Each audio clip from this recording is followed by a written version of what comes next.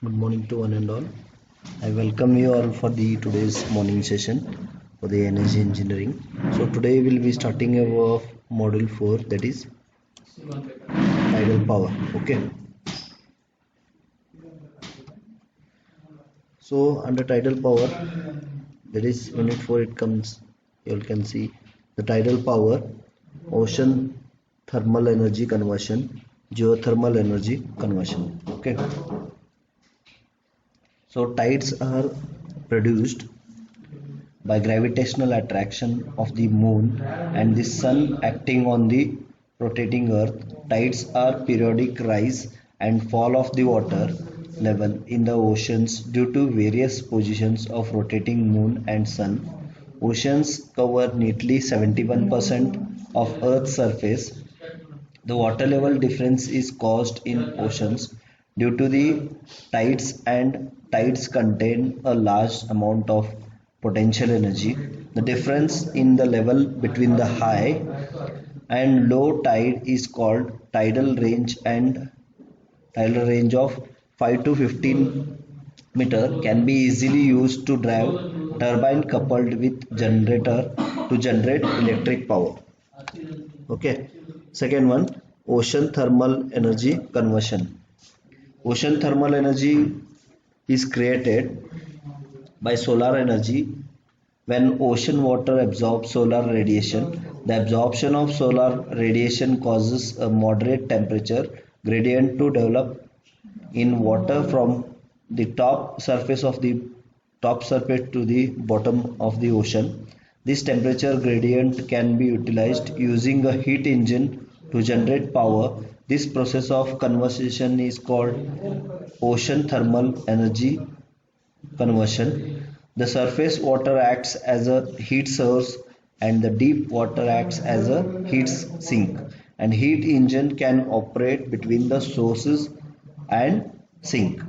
A minimum temperature difference of 20 degrees Celsius is required between the source and the sink so that the heat engine can effectively operate the generate power. Okay. Next one we'll be discussing about geothermal energy conversion. Geothermal energy is the thermal energy present in the interior of the earth. Geothermal energy can be extracted from the Earth's interior in the form of heat. Volcanoes, gases, and hot springs are visible signs of the large amounts of heat lying in the Earth's interior. The geothermal energy from Earth's interior is almost inexhaustible. Although the amount of thermal energy within the Earth is very large, but useful geothermal energy can be extracted at only certain suitable sites. It is impossible to extract heat when it is lying at a great depth from the surface. The center of the earth is estimated to have the high temperature of about 10,000 Kelvin. The heat is generated within the earth due to decaying process of radioactive isotopes. The molten rock within the earth is called magma, which is nearest to the earth's surface with the temperature about 3000 degrees Celsius. So next we'll be discussing about tidal energy.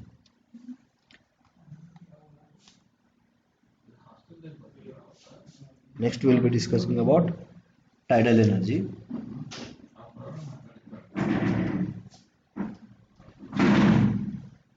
The source of tidal energy is the difference in water level between the high tides or low tides. You all can see here high tides area we have shown here. Okay, range it is mentioned from the area A to this H. Okay, and reservoir as well as the ocean you all can see here. Okay, the source of tidal energy is the difference in the water level between the high tides and low tides or ebb tides. You all can say ebb tides. During one tidal cycle of 12 hours and 25 minutes, the water level rises to maximum during high tides, then it starts falling to a minimum level at low tides, and finally it starts rising again to a maximum level at high tides. The difference in water levels between high tides and low tides is the potential energy of water which can be harnessed. This harnessed energy is called as the tidal energy. Okay. In a tidal power plant, a reservoir behind a, you can see the reservoir. Okay, reservoir behind an embankment or barrage is filled up during high tides, and stored water is made to flow out from the reservoir into sea through turbines coupled to the electric generators during low tides. The tidal range can be as high as 15 meter, but minimum tidal range must be at least 5 meters for working of the tidal plant. Okay. Next we'll be discussing about origin of tides. Next we'll be discussing about origin of tides. So the tides are produced due to gravitational pulls exerted by both the moon and the sun.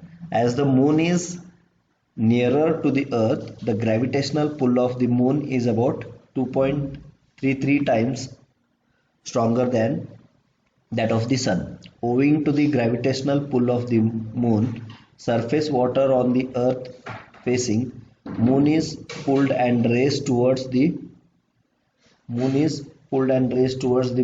moon, and so water moves from poles to equator where the moon pull is maximum. This movement of water results in the formation of high tide at the earth's surface facing the moon. A corresponding high tide is also formed on the opposite side of the earth as solid earth is pulled away from the water surface, which results in the apparent rise of water as shown in figure. You all can see the position of the moon here. It is far away from this earth. Okay. As the moon takes 24 hours and 50 minutes to complete the rotation on its axis, high tide is formed about, okay, this high tide is formed about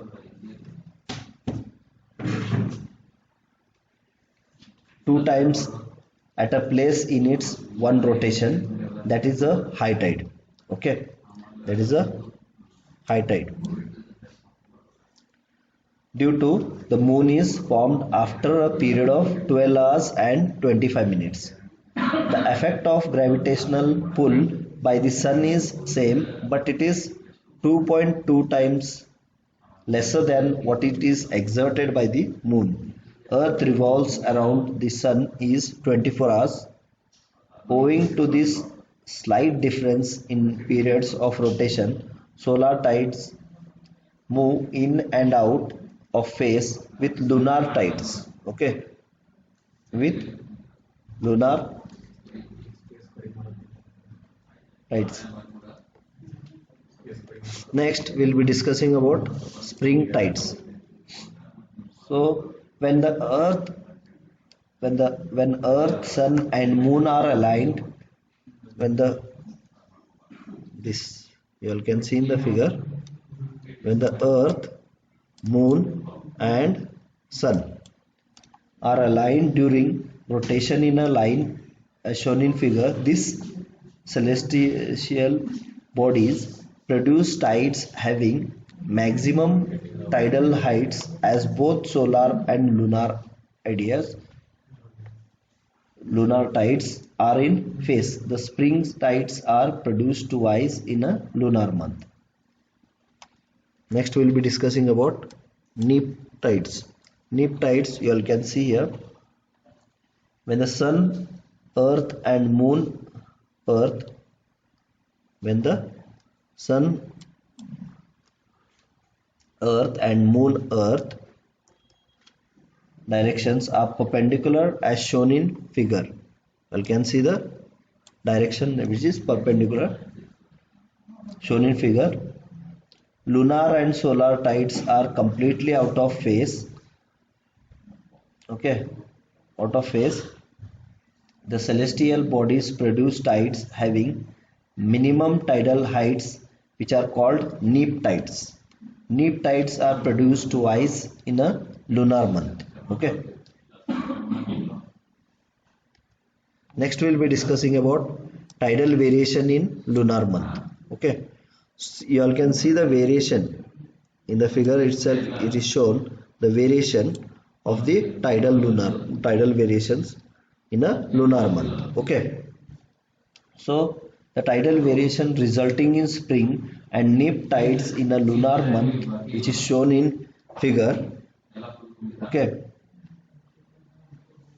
These are the variations where when new moon is there, the variation will be straight, and at the first quarter the variation it is shown here, and next one the full moon, when full moon is there the variation will be like this, and in third quarter it is shown here, and when it reaches to the new moon it shows here. Next we will be discussing about modes of operation in tidal power plant. So first one is ebb generation. The reservoir or basin is filled up during high tides. The stored water is made to flow out of the reservoir to ocean through turbines. During low tides, the power generation is possible during ebb tides. Second one is flood generation. The seawater is made to flow through the turbines into the reservoir or basin during high tides. This process is just reverse of ebb generation. The power generation is possible during high tides. Third one will be two-way generation. Okay, the water is made to flow through turbines for power generation both during high tides from sea to basin and during low tides from the basin to sea. The power generation is possible during both low and high tides. Okay. Next one will be pumping and turbining.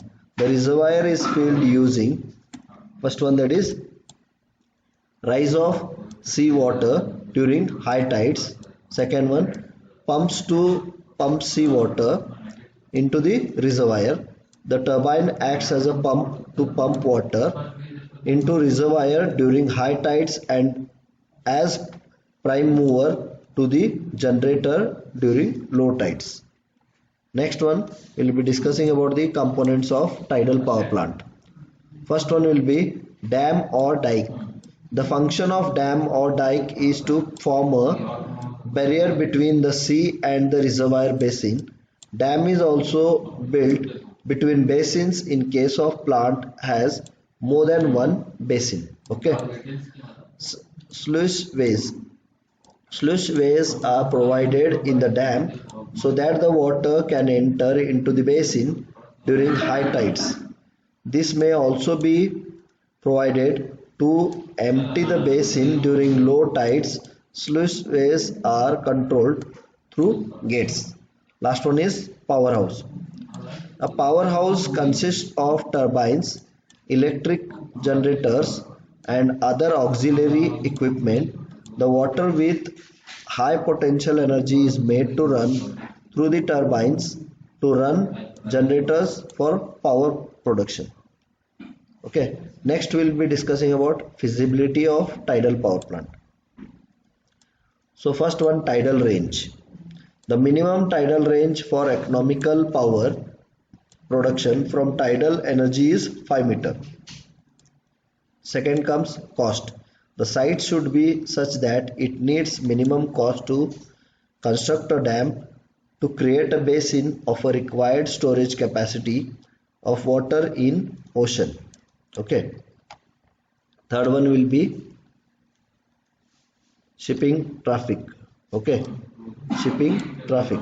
The site of the tidal plant should not cause any interruption to the shipping traffic running through estuary. Next one comes safety. The site of the tidal plant should be well protected, especially from high wave action during storms. Next comes silt. The silt content in water in estuary at the tidal site should be small to avoid excessive silt deposition in the brain. The silt removal from the basin is costly proportion. Next comes the merits of tidal power plant. It is free from pollution. It is inexhaustible. The site of the plant can be generally dam at base, and its construction does not uproot the villages or disturb the ecology of the place. No submerging of land occurs while constructing basins. Its operation is not adversely affected by the variations of the weather, such as failure of monsoon. Tidal cycle is always definite. Basins can also be used for fish farming. With this, we stop today's session. Thank you for the today's session. If you have any doubts, you can call to me. Thank you.